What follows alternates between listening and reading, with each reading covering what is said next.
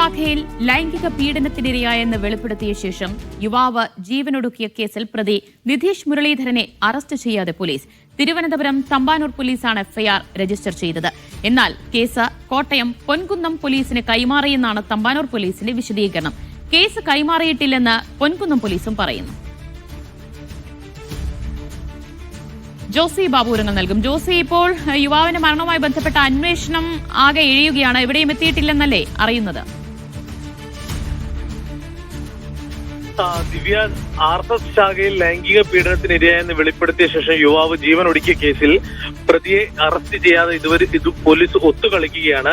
കാഞ്ഞിരപ്പള്ളി കപ്പാട് സ്വദേശിയായ RSS പ്രവർത്തകൻ നിധീഷ് മുരളീധരനെതിരെ പ്രകൃതി വിരുദ്ധ പീഡനത്തിന് കേസെടുത്തിരുന്നു. തമ്പാനൂർ പോലീസാണ് കേസെടുത്തത്.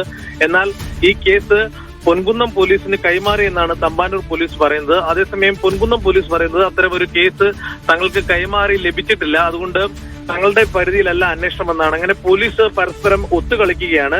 എന്തായാലും ഇത് സംബന്ധിച്ച് ഈ പോലീസിന്റെ വിശദീകരണം ഒട്ടും വിശ്വാസയോഗ്യവുമല്ല. എന്തായാലും ഇതിൽ ഉടൻ തന്നെ പ്രതി അറസ്റ്റ് ചെയ്യണമെന്നുള്ള ആവശ്യമാണ് ആളുകൾ മുന്നോട്ട് വെക്കുന്നത്. ശരി, ജോസി ബാബുവാണ് വിവരങ്ങൾ നൽകിയത്.